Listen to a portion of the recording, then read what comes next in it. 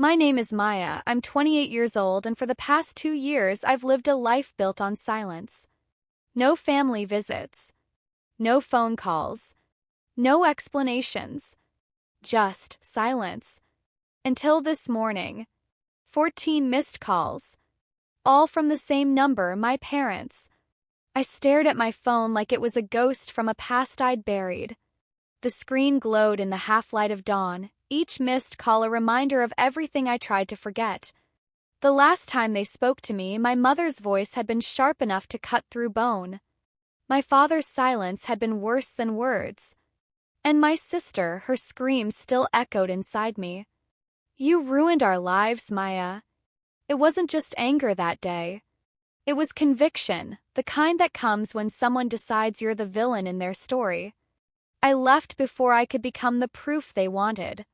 Now, 2 years later, they wanted to talk? 14 times? I sat on the edge of my bed, my heart hammering against my ribs. My thumb hovered over the screen, tempted to listen to the voicemails. But the memory of that night pulled me back. The shouting. The lies. The moment my mother looked at me like she didn't even recognize her own daughter. I could still hear my father's words, the only ones he spoke before I walked out. Maybe it's best if you go. I did. I went so far they'd never have to see me again.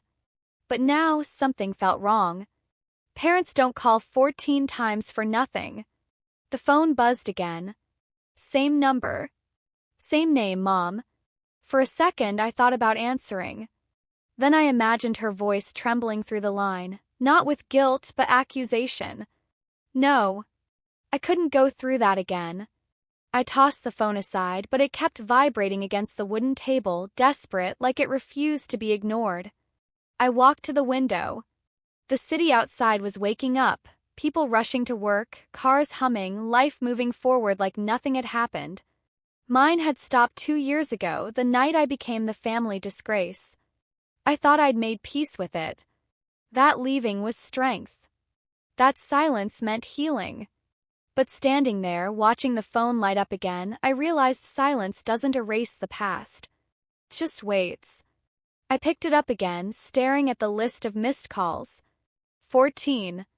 That number felt heavy, like each call carried a secret I wasn't ready to hear. What could they possibly want? I whispered. My reflection in the screen stared back. Tired eyes, a woman who'd learned to live with the weight of being misunderstood. But deep down, a small, bitter part of me wanted to know. Not because I missed them, but because I wanted to hear the sound of regret in their voices. I wanted them to need me, the daughter they'd thrown away. A notification flashed. One new voicemail. I froze. My thumb hovered over the play icon. My breath caught. For the first time in 2 years, I hesitated not out of fear but curiosity. What if something had happened? What if the people who cast me out finally saw the truth?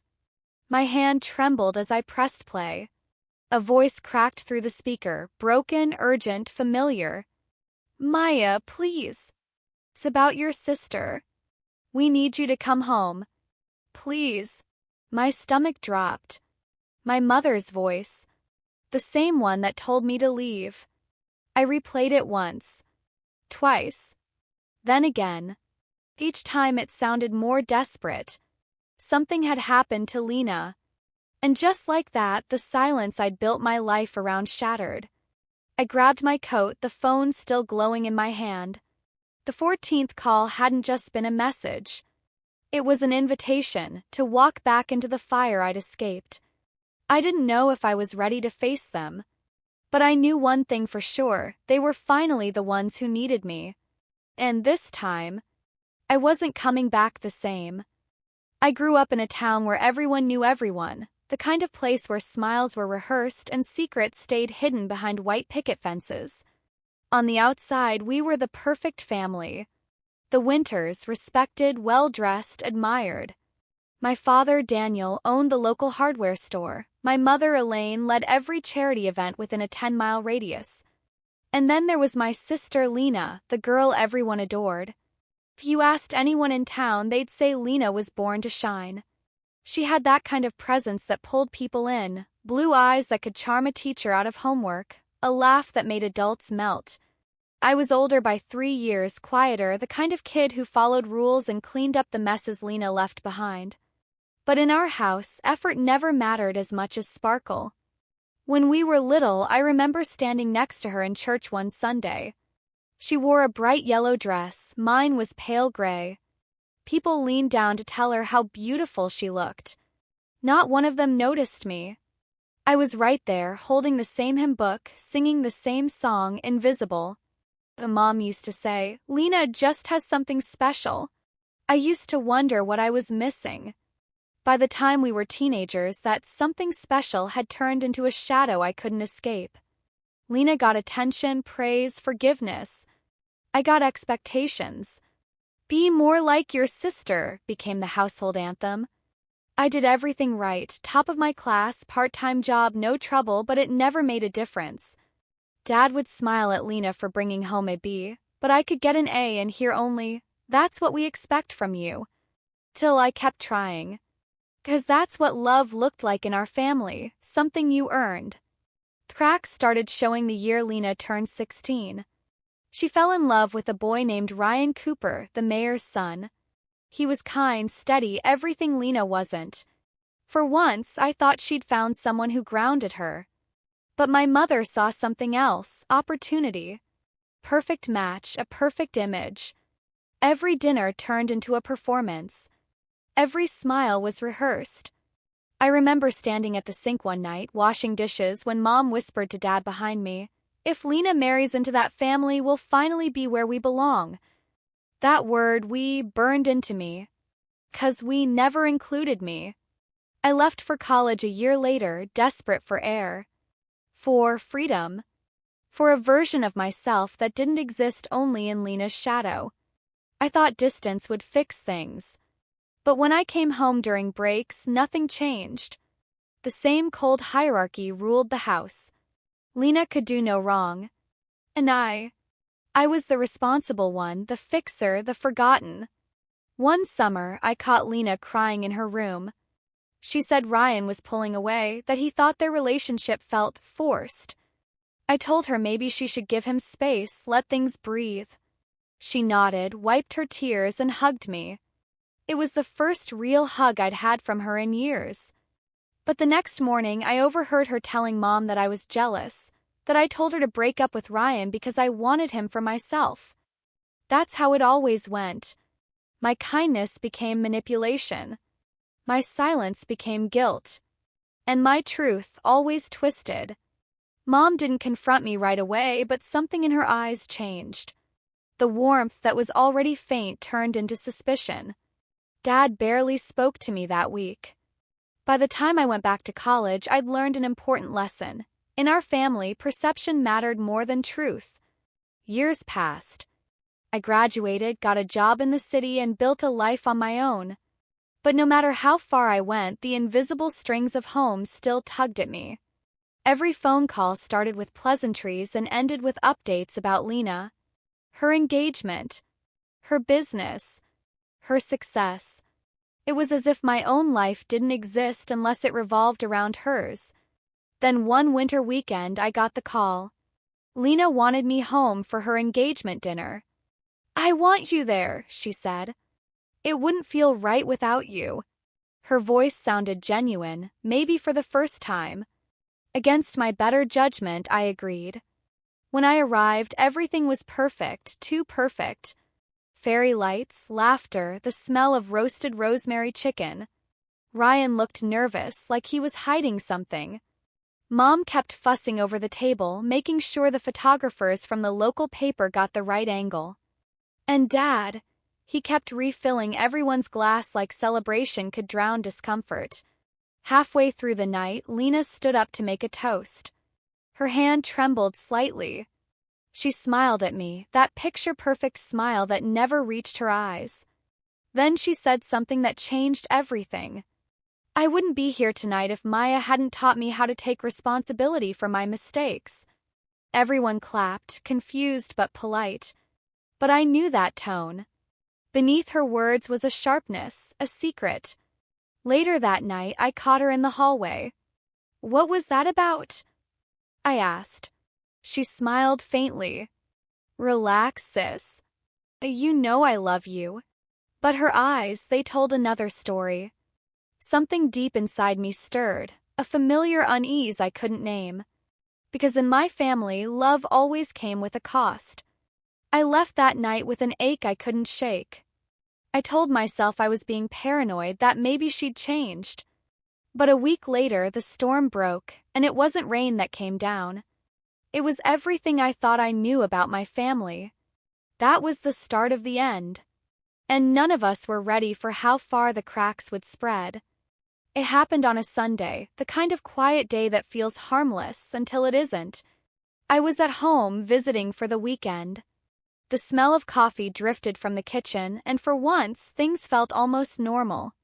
Mom was humming while wiping the counter, Dad was reading the paper, and Lena sat by the window scrolling through her phone.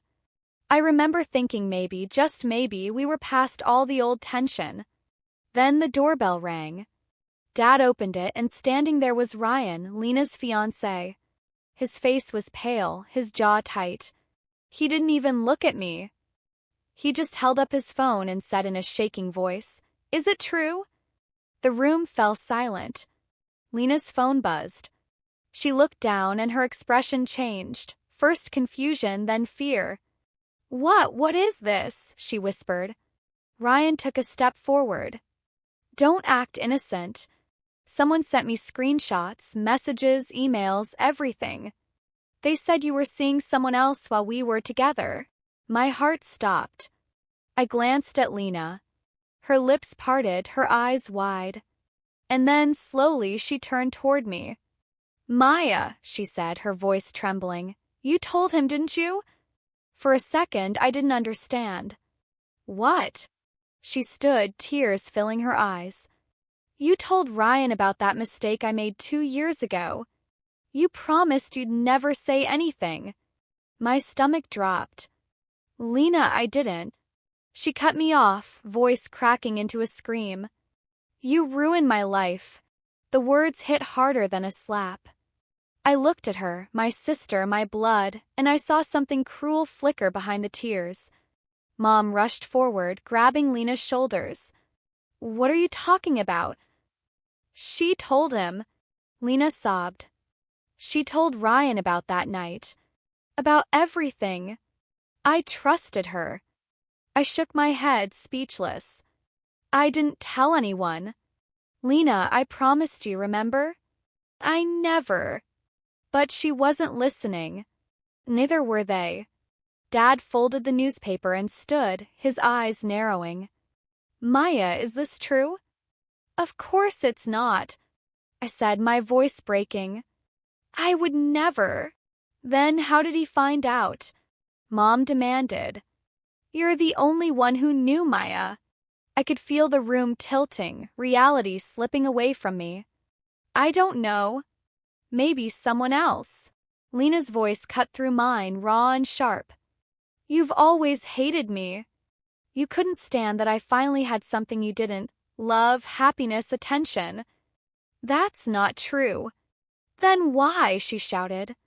"Why would he suddenly find out the exact thing I told you in confidence?" Ryan looked at me, his eyes full of hurt and confusion. "You told her." "I didn't," I whispered. But it didn't matter.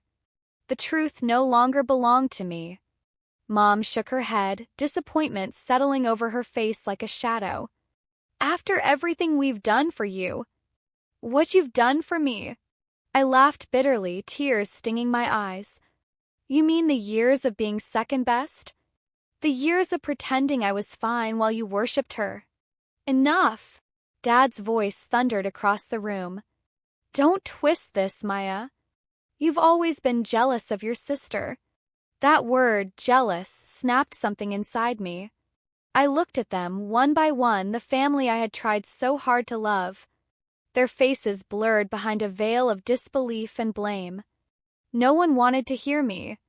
No one wanted the truth. They wanted a villain, and I was standing right there, convenient and silent, ready to wear the label. Lena stepped closer, her tears turning cold. You destroyed everything, she whispered. Ryan left me because of you. You've ruined our family's name. You've ruined my life. My voice came out small. I didn't ruin your life, Lena. You did. You just need someone else to blame for it. Her hand shook as she pointed at me. Get out. Mom's eyes filled with tears, but not for me.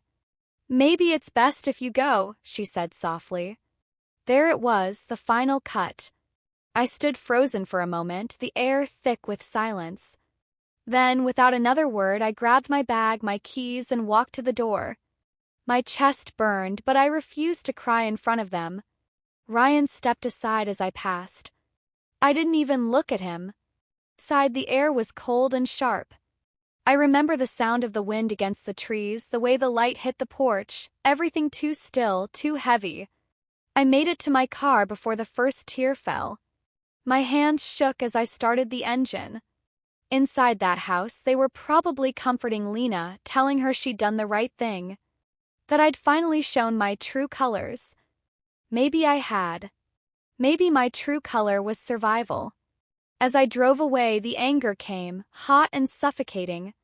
I replayed every moment, every accusation. The way my mother's voice cracked with disappointment, the way my father looked at me like a stranger. They didn't even ask for proof. They didn't need it. In their minds, the story already made sense. Lena was the innocent victim. I was the jealous sister who couldn't stand to see her happy. It's strange how quickly a family can turn into a courtroom. How easily love can become evidence. By the time I reached the main road, the sky had turned gray. I pulled over, gripping the steering wheel so tightly my knuckles turned white. Why, Lena? I whispered into the empty car. Why would you do this to me? There was no answer, just the steady hum of wind against glass. I wanted to call her to make her see reason. But deep down, I knew it was useless. The damage was done. In their eyes, I'd already been judged and sentenced. I took one last look in the rearview mirror. The house was gone, hidden behind trees and distance. But the pain, that stayed. I didn't know it then, but that drive marked the end of everything I thought I knew about family. That was the night I stopped being their daughter and became their disgrace. The night love turned into blame.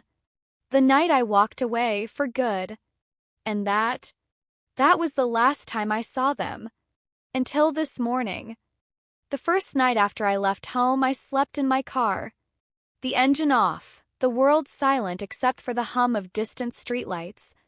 I remember staring up at the ceiling, trying to convince myself I'd done the right thing. My hands still trembled from the fight, my mind replaying every word, every look, every lie.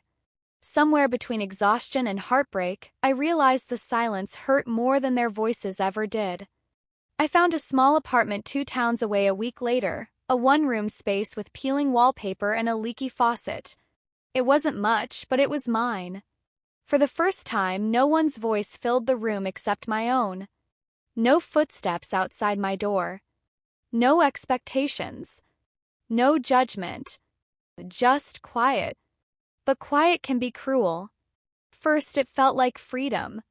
I could eat when I wanted, stay up late, play music without someone telling me to turn it down. But as days turned into weeks, the silence began to echo, a strange, hollow sound that lived somewhere between loneliness and peace. I'd wake up in the middle of the night, half expecting to hear Mom calling my name or Lena knocking on my door. Instead, there was only the drip of the faucet and the ticking clock on the wall. That's when it hit me, I wasn't just alone. I'd been erased. I got a job at a small bookstore downtown. The owner, Mrs. Hartley, was kind in a quiet way, the kind of person who didn't ask questions she wasn't ready to hear answers to. She paid me just enough to cover rent and groceries. Every morning, I'd walk through rows of paperbacks and dust, losing myself in other people's stories because mine felt too painful to revisit. Sometimes customers would talk about family dinners, weddings, birthdays, normal things. I'd smile, nod, and pretend I understood. But deep down, a voice whispered, "You'll never have that again." The betrayal wasn't just a moment. It was a wound that refused to heal. Changed the way I looked at people, the way I trusted, the way I breathed. I stopped answering unknown numbers. I deleted old photos. I even stopped celebrating my birthday. Because what's the point when the people who gave you life made you feel like you didn't deserve it? I tried to rebuild. I learned how to fix my own sink, cook for one, budget every dollar. It wasn't glamorous, but it was real. Each small success felt like a quiet rebellion, proof that I could survive without them. Till some nights the memories crept back in. The look in Dad's eyes. The way Mom chose silence over belief. The sound of Lena's voice breaking through tears that weren't real. Those memories lived like ghosts in my chest. Sometimes I'd wonder, maybe I was never part of that family. Maybe I was just the scapegoat who made everyone else feel perfect. It hurt to think that way, but it also made sense. Because when everything fell apart, I was the only one they let go of. Months passed. Then a year. Life settled into a rhythm. I made friends, surface level safe, people who didn't ask too much. I told them I was an only child. It was easier that way. I began writing again. Just little things, thoughts, letters I'd never send, stories that sounded suspiciously like my own but with better endings. Writing became therapy. The page didn't interrupt or accuse. Just listened. One day, after closing the bookstore, Mrs. Hartley handed me a cup of tea and said, "You've got strong eyes, Maya. You've seen something and lived through it." I smiled faintly. Maybe. But sometimes I think I'm still living through it. She nodded like she understood. Maybe she did. That night, I walked home under streetlights that flickered like dying stars. The air was cool, sharp, almost cleansing. I looked at the apartment windows glowing across the street, families laughing, couples arguing, life happening. And I realized for the first time in a long time I wasn't angry anymore. Just tired. But healing doesn't happen all at once. It's quiet. Uneven. Like the tide coming and going, leaving behind small pieces of who you used to be.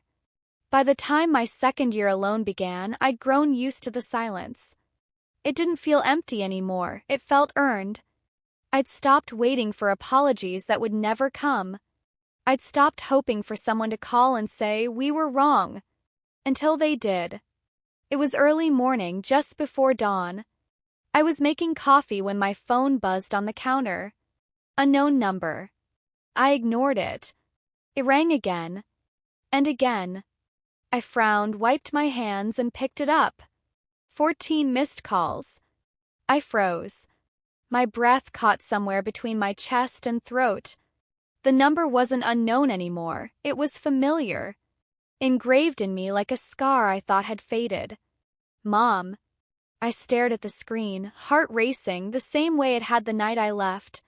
My thumb hovered over the call history. 14 calls. Not one message. Not one text. Just silence and persistence. For a moment, I thought maybe it was a mistake. Maybe they meant to call Lena. Maybe this wasn't about me at all. But deep down, something told me it wasn't an accident. The air in the room shifted, heavy like the moment before a storm. All at once, the past came flooding back. The shouting, the betrayal, the sound of my father saying, "Maybe it's best if you go." 2 years of silence, broken by 14 missed calls. I set the phone down, my fingers trembling. I didn't know if I was ready to face them. Part of me wanted to ignore it, to protect what little peace I'd built. But another part, the one that still ached for answers, whispered, "What if it's finally the truth?" I turned off the coffee pot and sat in the dim light of my kitchen, listening. The silence had changed. It wasn't peaceful anymore. It was waiting. And I knew, deep in my bones, that whatever waited on the other end of those calls would change everything again. The phone sat on the counter like a ghost I didn't invite back. 14 missed calls. One new voicemail. For hours I stared at it, the same way you stare at a wound, afraid to touch it but unable to look away. I tried to go about my morning. I cleaned the dishes, opened the curtains, even watered the small plant by the window that had somehow survived my neglect. But my mind kept circling back to that screen. 14 missed calls. From her. Eventually, curiosity broke through the fear. My hands felt cold as I picked up the phone and pressed play. First, there was only static. Then, a sound I hadn't heard in years, Lena's voice. Cracked. Desperate. Maya, please, please pick up. Her words tumbled out between sobs. I didn't know who else to call. Mom and Dad, something's happened. There! She stopped, breathing hard as if trying to keep herself from falling apart. Please, Maya. I need you. I can't do this alone. Then silence. Just like that, the message ended, but its echo filled the room. I stood frozen, phone still in my hand, my chest tightening with something sharp and unfamiliar. Guilt, anger, maybe both. That voice, the same one that once accused me of destroying her life, was now begging for help. For a long moment, I didn't move. I didn't cry. I didn't even breathe. Instead, I replayed it. Once. Twice. A third time. Each word clawed deeper into the walls I'd spent 2 years building. Please, Maya. I need you. It shouldn't have mattered. Through what she did, after how easily they all believed her lies, I should have deleted the message and gone on with my day. I had earned my peace. I had survived without them. But survival doesn't erase history. It just buries it, and sometimes one voice is enough to dig it all back up. I sat down at the table, my coffee now cold. 1,000 memories flooded in. Lena as a child, clutching my hand on the first day of school. Lena crying over her first heartbreak. Lena standing in front of our parents, pointing at me with trembling fingers, saying, "She did this." I closed my eyes. I could still see Mom's face that night. Disbelief turned to disappointment. Dad's silence. My own voice breaking as I tried to explain. And then the sound of the door slamming behind me. And now, years later, that same door, the one they'd shut, was calling me back. I leaned back in my chair, staring at the ceiling. "Why now?" I whispered. "Why me?" No answer, of course. Just that same oppressive quiet that always seemed to follow me. The rational part of me screamed to let it go. Whatever happened to them wasn't my responsibility.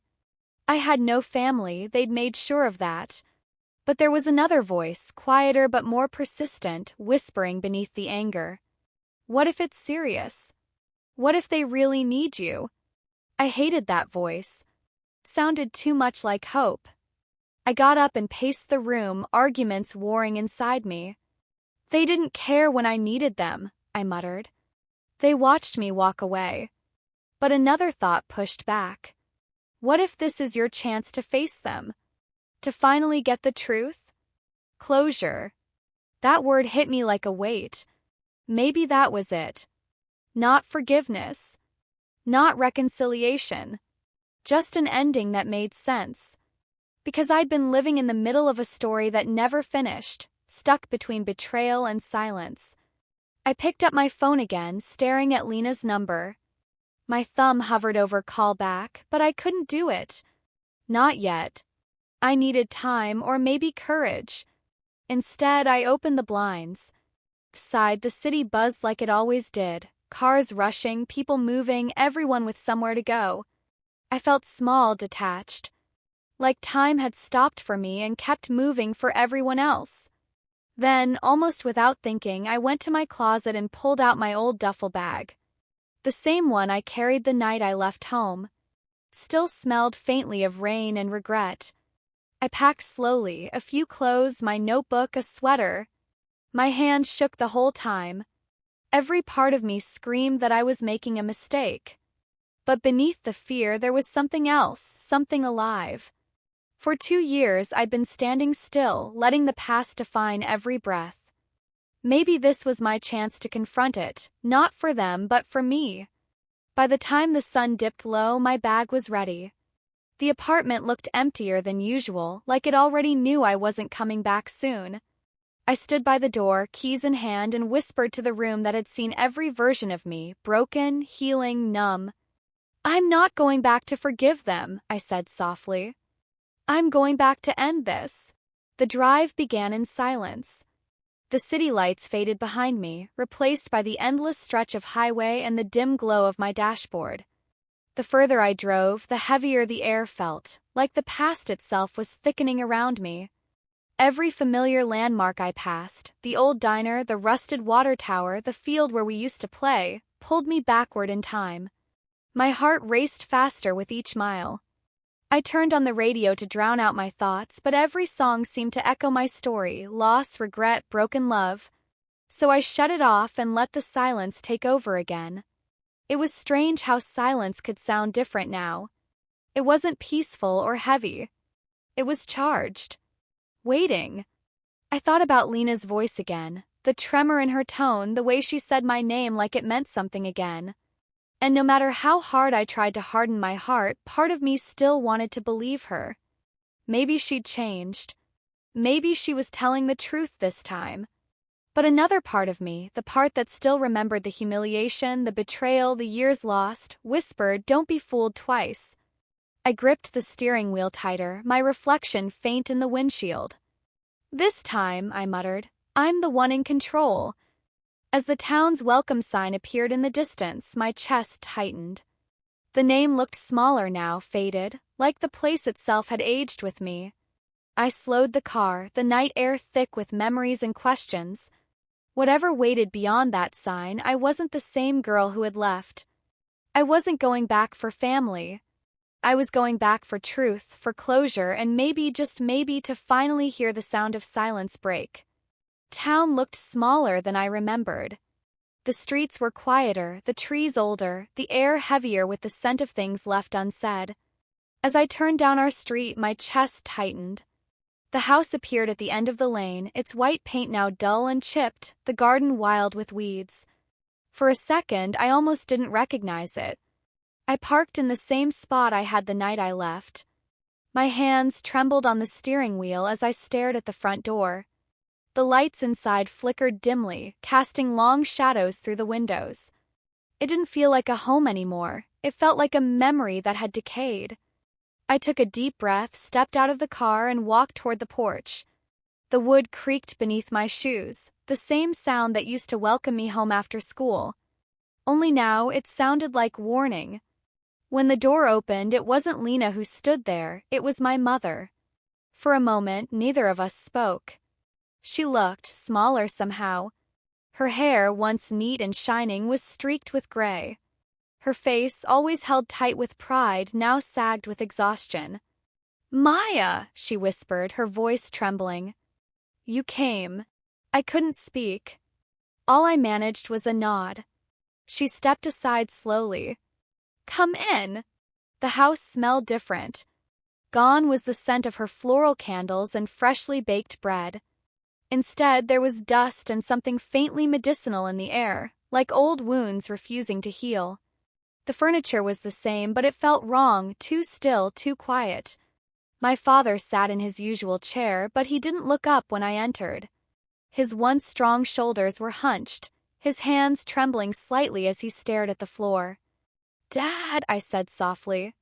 His eyes lifted, and for a fleeting second I saw something flicker there, regret maybe. But then he looked away. "Lena's upstairs," my mother said quietly. "She hasn't slept much." Course she wasn't asleep. The house felt like it hadn't rested in years. I hesitated before climbing the stairs, each step creaking under the weight of everything we'd left unresolved. The hallway was lined with the same family photos, smiling faces that felt like lies now. I stopped at one, me and Lena at the lake, our arms around each other, laughing. I barely recognized those girls. When I reached her door, I knocked once. No answer. Then I heard it, soft sobbing, like someone trying not to be heard. I pushed the door open. Lena was sitting on the edge of her bed, her face buried in her hands. When she looked up, I barely recognized her. The glow she used to carry, that perfect, untouchable aura, was gone. Her eyes were swollen, her makeup smudged, her hair messy and thin. "Maya," she breathed, her voice breaking. "You came." I stood in the doorway, gripping the frame. "You called 14 times. I figured it had to be serious." Her lips trembled into something like a smile, but it disappeared almost instantly. "It is." I didn't move closer. I wasn't sure I could. "Mom said something happened."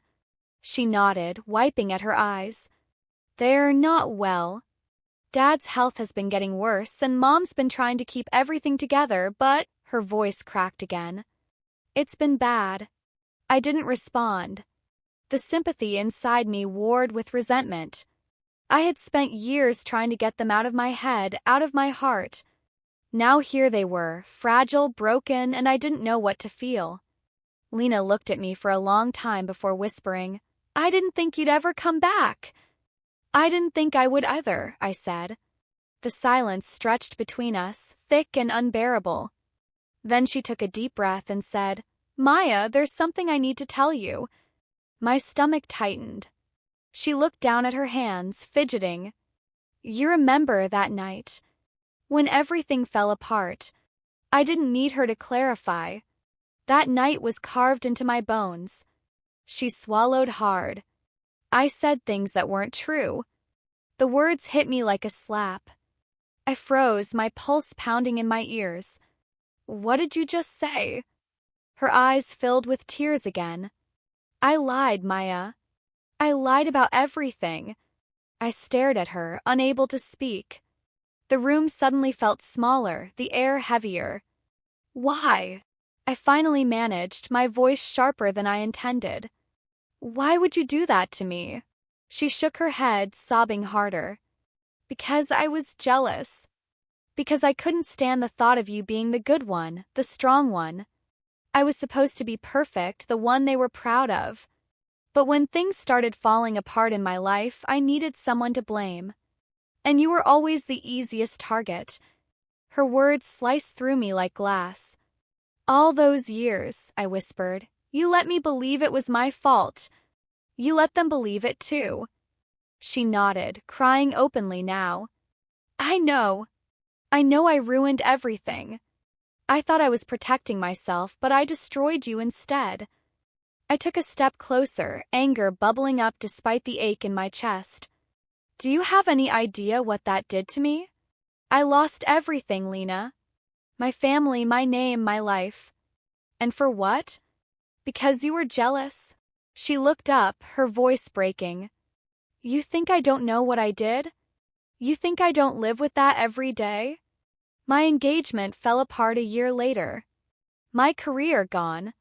My friends stopped answering my calls. Everyone found out eventually. The lie caught up to me." I stared at her, the room spinning around me. "I wanted to tell you," she continued. "But by then, I thought you'd never listen. I told myself you hated me and maybe you should.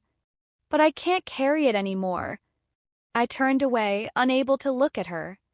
My throat burned with all the words I couldn't say. Part of me wanted to scream, to make her feel every ounce of the pain she'd caused. But another part, the tired, wounded part, just felt empty. Downstairs, the old clock ticked loudly, like a reminder that time was still moving, even if everything else had stopped.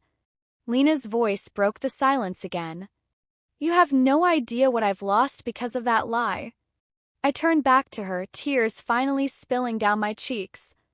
"No, Lena," I said softly. "You have no idea what I lost because of it." For a long time, neither of us moved. Just two sisters standing in the ruins of what used to be a home, surrounded by ghosts of who we were. And in that silence, I realized something cruel. Forgiveness wasn't something she could ask for. It was something I'd have to find, buried deep under all the years of hurt. But I wasn't ready. Not yet. I walked to the doorway, my voice barely above a whisper. "Get some rest, Lena. We'll talk tomorrow." As I stepped into the hallway, I felt the weight of the house pressing against me, every wall, every memory, every lie.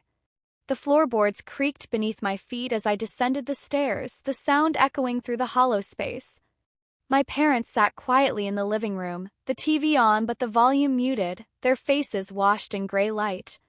I paused, looking at them, the people who had once called me daughter, who had believed the lie without hesitation. Maybe they didn't deserve my forgiveness either. But I needed answers.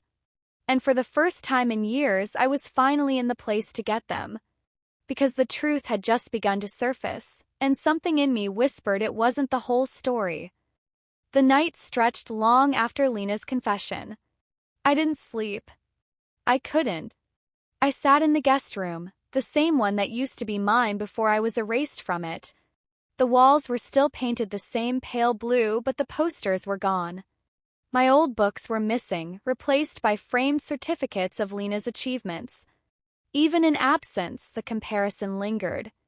The air was cold, heavy with all the words that hadn't been said for years.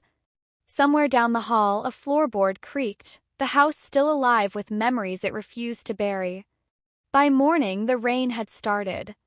Soft at first, then harder, drumming against the windows like a heartbeat. I stood by the mirror, watching the gray light spill over my reflection. I looked older, not in years, but in spirit. The girl who had once begged to be believed was gone. I went downstairs. My parents were at the table. They looked smaller in the daylight, like time had finally caught up to them. My father's hands trembled as he tried to butter a piece of toast. My mother stared into her tea, lost in some faraway thought. I stood there for a moment, just watching them. These were the same people who had believed every word Lena said, without hesitation, without doubt. People who turned my love into a crime. I pulled out a chair and sat down across from them. The sound made them both look up. "Morning," I said quietly. My mother blinked, surprised I was still there. "Good morning, dear. Did you sleep well?" Her voice was gentle, polite, like nothing had ever happened. "No," I said. "I didn't." The room fell silent again. The rain filled the space between us. Finally, I looked up. "We need to talk." My father cleared his throat. "Maya, this isn't." "It is," I interrupted softly. "It's long overdue." He froze, the knife still in his hand. My mother's fingers tightened around her cup. "I talked to Lena last night," I continued. "She told me the truth." Their eyes flickered, confusion and fear mingling in their faces. "She lied," I said. "All those years ago. Every word." She admitted it. My mother's lips parted. "What do you mean she lied?" "I mean," I said, voice trembling but steady, "that she made it all up. The accusations. The story that I ruined her life. None of it was true." Silence. Only the rain, hitting harder now. My father finally looked up, his voice rough. "That can't be right." "It is," I said. "She told me herself. And you believed her. You both did. Without asking me. Without even giving me a chance." My mother's face paled. "Maya, we didn't know." She was crying, she seemed so convincing. I said. My tone sharpened, though I tried to keep it calm. "She's always been good at that. But you never even looked at me. You didn't ask what happened. You just decided who the villain was, and it was easier for you to make it me." My father's hand dropped from the knife. He looked like a man unraveling. "Maya," my mother whispered, tears filling her eyes. "We thought we were protecting her." "From what?" I asked. "From the truth? From accountability?" Her silence was my answer. I leaned forward, my voice quiet but cutting. "Do you know what that night did to me? You told me to leave, remember? You said I'd caused enough damage. I walked out of this house with nothing but my keys and my pride. You didn't call. You didn't check. You just let me disappear." Tears slipped down her cheeks. My father looked away. I continued, my words trembling between anger and heartbreak. Do you know what it feels like to spend years wondering why you were never enough? To build your life from the ground up because the people who should have loved you first were the ones who broke you? Maya, my mother's voice cracked. We made a mistake. I shook my head slowly. No, Mom. A mistake is forgetting a birthday. What you did was a choice. You chose to believe the easy story. You chose silence over me. She sobbed softly, covering her mouth. My father's eyes were wet now too, though he said nothing. For a moment, I almost pitied them. They looked so small, so fragile, the same people I once thought were unshakable. Lena said she wanted forgiveness, I said quietly. But she wasn't the only one who hurt me. My father finally spoke, his voice barely above a whisper. You're right. I turned toward him. He met my eyes, really met them, for the first time in years. We failed you, Maya. We saw what we wanted to see. We told ourselves you were strong enough to handle it, that it would pass, that family would fix itself. But we were wrong. Something cracked inside me at those words, not in pain this time, but in release. My mother reached across the table, her hand trembling. I don't expect you to forgive us. But I need you to know we never stopped loving you. Not truly. I stared at her hand for a long time before pulling back gently. Love isn't something you can claim after the damage is done. It's something you prove when it matters. She broke down completely then, sobbing quietly into her hands. For years, I had imagined this confrontation 1,000 different ways, shouting, breaking things, making them feel what I felt. But standing there now, I realized that vengeance didn't heal anything. Truth did. I stood up. My chair scraped softly against the floor. My father looked up, alarmed. You're leaving again? Yes, I said. But this time it's different. He frowned. How? I took a deep breath. Last time I left because you pushed me out. This time I'm walking away because I finally can. My mother lifted her tear-streaked face. Please, Maya, stay. We can fix this. I shook my head slowly. Some things aren't meant to be fixed. They're meant to be understood. The rain had slowed now, the light filtering through the curtains pale and soft, almost forgiving. I walked toward the door, pausing once to look back. Lena stood on the stairs, her eyes red but watching silently. For a moment, I saw her as the little sister she used to be, scared, lost, trying to make sense of the pieces she'd broken. Our eyes met. She whispered, Maya, I'm sorry. I nodded once. I know. Then I turned the knob and stepped outside. The air smelled like rain and earth, clean, washed, new. Kind of air that belongs to beginnings, not endings. I walked down the path slowly, my shoes brushing over the wet gravel. Behind me, the house loomed, quiet and gray.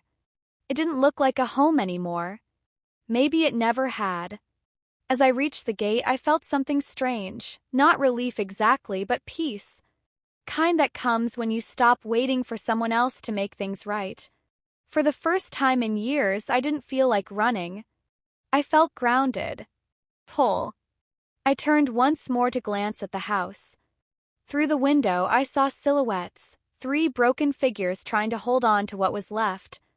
Maybe someday they'd find their own peace. But that journey wasn't mine anymore.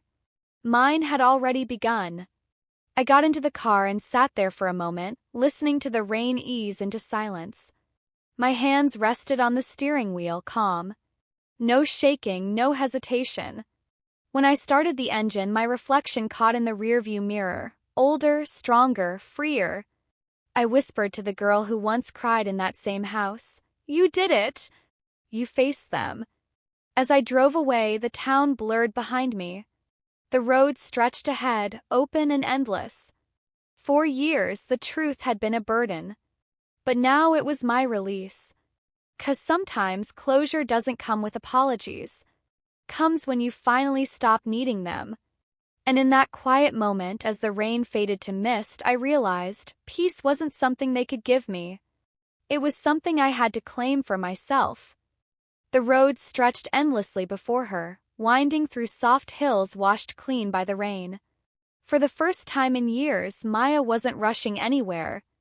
There was no destination she needed to prove herself to, no one waiting to judge her when she arrived. She drove until the sky began to clear, until the gray broke open and sunlight spilled across the fields. The light felt different now, not brighter but gentler. When she finally pulled over, it was at a quiet rest stop overlooking a valley. She turned off the car, rolled down the window, and let the wind touch her face. It was cool and crisp, the kind of air that reminded her she was still alive, still capable of beginning again. She reached for her phone. 3 missed calls. 2 messages. All from home. Her mother's name, her father's number, Lena's short text. "Please just talk to us." For a long moment, she stared at the screen. There was a time when a single missed call from them would have shattered her, when she would have dropped everything to run back, desperate to be heard. But now the ache wasn't there anymore. Just quiet. She opened her contacts. Slowly, one by one, she deleted their numbers. Not out of anger. Not out of hate. But because she no longer needed to carry their ghosts. When the last one disappeared from the list, she exhaled, a deep, unburdened breath that seemed to reach all the way down to the years she'd kept locked inside. Silence. Beautiful, calm silence. Didn't feel empty. Felt free. The next morning, Maya woke up in a small town she'd never been to before. She'd found a little inn off the highway the night before. Nothing fancy, just a place with a bed, clean sheets, and sunlight that poured through the curtains like a promise. She made herself a cup of coffee and sat by the window. The world outside was simple, people walking dogs, a child riding a bike, an old man watering his garden. Ordinary life. Kind she used to dream about when her world had been all storms and accusations. For once, she didn't feel like an outsider looking in.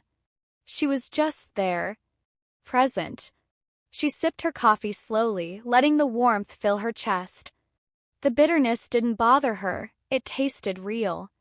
Honest. Later that week, she found a small bookstore downtown. It wasn't crowded, just the soft hum of pages and the quiet shuffling of readers. The owner, an older woman with silver hair and kind eyes, smiled as Maya entered. "Looking for something specific?" she asked.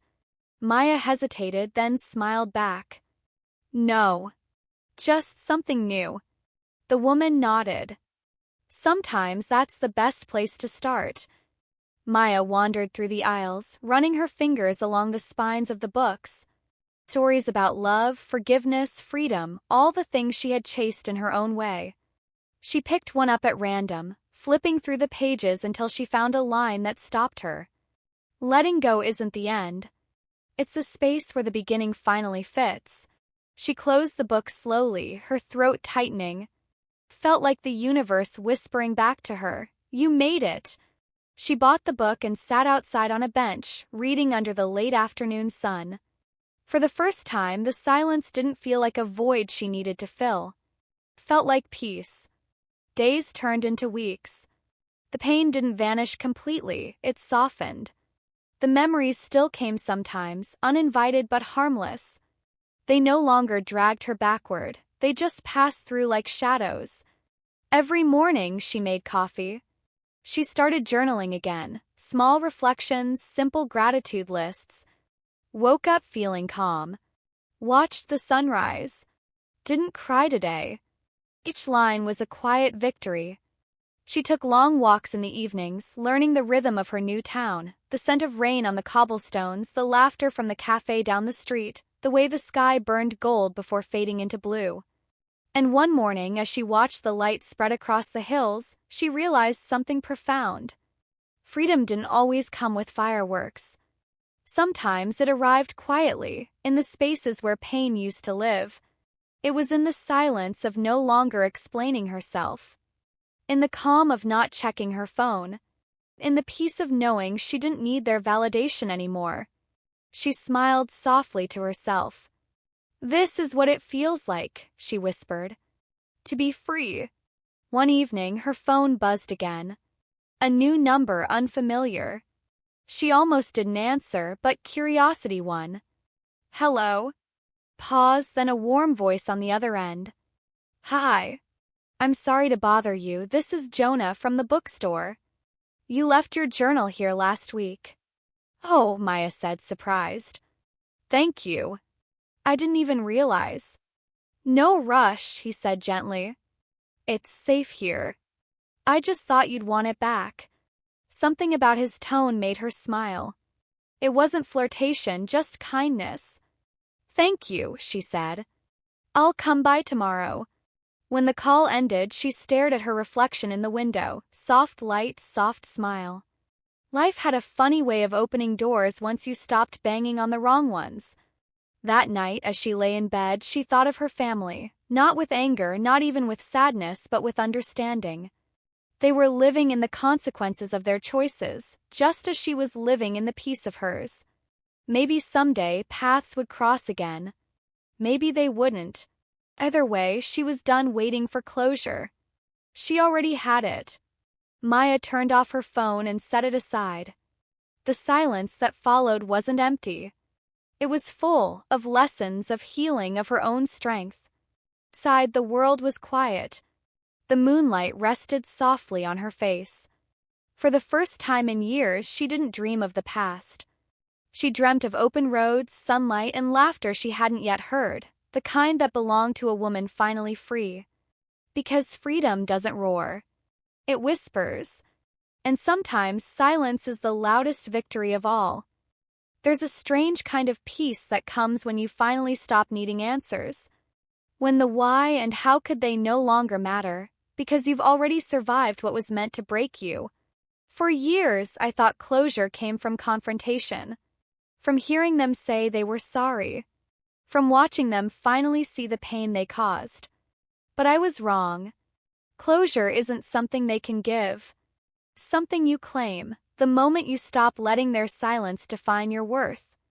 I used to replay that night over and over. The shouting, the disbelief, the way they looked at me like I was the villain in their perfect little story. I thought if I could just make them see the truth, everything would make sense again. But truth doesn't need an audience, it only needs to exist. And mine did, quietly, patiently, waiting for me to stop chasing validation from the ones who never intended to give it. When those missed calls came again, part of me almost reached for the phone. Not out of longing, but habit. Years of being the one who fixed things, who apologized first, who carried guilt that didn't belong to her. But my hand froze halfway and something inside whispered, no more. They weren't calling because they suddenly understood. They were calling because understanding had finally caught up to them, too late. It wasn't my job to ease their conscience. So I didn't call back. Not because I hated them, but because I didn't need to anymore. I had already forgiven them in the quiet moments they knew nothing about. The mornings I woke up without tears, the nights I slept without bitterness, the laughter that slowly returned when I least expected it. That was my revenge. Living. People think revenge has to be loud, dramatic, fueled by anger and poetic justice. But the truth is, the most powerful revenge is silence. It's peace. It's moving forward so completely that they can't recognize the version of you they once broke. Karma has its own rhythm. It doesn't always arrive with thunder, sometimes it comes as reflection. Regret. The weight of realizing what they lost when they mistook your kindness for weakness. I didn't need to prove my pain anymore. They could feel it in the emptiness my absence left behind. There's beauty in walking away without looking back. It's not weakness, it's wisdom. It's understanding that staying in the fire only burns you longer. For years, I begged for their love, for their understanding. I wanted them to see me. But somewhere along the way, I realized I didn't need to be seen by them. I needed to see myself. And when I finally did, everything changed. The silence that once terrified me became my sanctuary. The loneliness that once crushed me became freedom. I learned to find joy in small things, the warmth of coffee in my hands, the pages of a new book, the laughter of strangers who had no idea who I used to be. That was my healing, not in grand gestures or apologies that never came, but in choosing peace over pain every single day. Sometimes walking away isn't surrender. It's choosing yourself for the first time. 'Cause not every battle deserves to be fought. Not every truth deserves to be explained. And not every apology deserves to be heard. Some people only learn the value of your silence when it's too late to hear your voice. I think about them sometimes, not with anger, not with love, just with distance. They're part of the story that made me, but they don't get to write the ending. And if they ever wonder why I never called back, the answer is simple. It wasn't revenge. It was release. Life goes on. The world keeps spinning. And somewhere between the pain and the peace, I learned that walking away doesn't mean you've lost. Sometimes it's the most powerful victory you'll ever claim. 'Cause when you stop fighting for people who never fought for you, you make space for the life you truly deserve. And that's what I chose. Not revenge, not forgiveness on their terms, but freedom on mine. I looked out the window that morning, sunlight spilling across my face, and smiled. Not because I'd forgotten what happened, but because it no longer controlled me. The phone buzzed once more on the table beside me. I didn't even look. 'Cause some calls aren't meant to be answered. Some stories aren't meant to be reopened. And some chapters deserve to stay closed. Strange how peace sneaks up on you. For the longest time, I thought I'd only feel it when they apologized, when they finally said the words I'd waited years to hear. But peace didn't come from them. Came the moment I realized I didn't need their approval to breathe freely anymore. I used to carry their voices everywhere I went, echoes of blame, disappointment, and silence. But somewhere between the hurt and the healing, I found something stronger than forgiveness: acceptance. Acceptance that I can't rewrite the past, but I can choose not to let it define me anymore. When I think about those 14 missed calls now, I don't feel anger. I don't feel guilt. I just feel stillness. 'Cause those calls weren't about reconciliation, they were about realization. They finally saw what I'd been trying to tell them all along. That truth doesn't fade even when it's buried under lies. It waits, quietly, until the world is ready to see it. I didn't answer the phone that morning. Not because I wanted to hurt them, but because I finally understood that silence can say what words never could. Sometimes peace is the loudest answer. As the sun set that evening, I left my phone on the table and stepped outside. The air felt lighter, my chest unburdened. For the first time in years, I wasn't running from my past. I was walking toward my future. Every scar, every tear, every sleepless night, they had all led me here. To strength. To freedom. To quiet. And maybe that's what healing really is. Not forgetting what happened, but learning to live beautifully after it. If you've ever been betrayed by the people you trusted most, if you've ever had to choose between holding on and letting go, know this: walking away doesn't make you weak. It makes you wise. You don't owe anyone your peace. You don't owe anyone your pain. Sometimes the greatest revenge isn't proving them wrong. It's proving to yourself that you can rise, rebuild, and shine without them. The screen fades to black. The faint glow of a phone lights up the dark. 14 missed calls. And in that quiet, a voice whispers. Sometimes peace is the loudest answer. If this story touched your heart, don't forget to like, comment, and subscribe for more emotional journeys of truth, betrayal, and redemption. Everyone has a story. Some end in forgiveness, some in silence, but all begin with courage. Thank you for watching. Until next time, keep rising above the noise.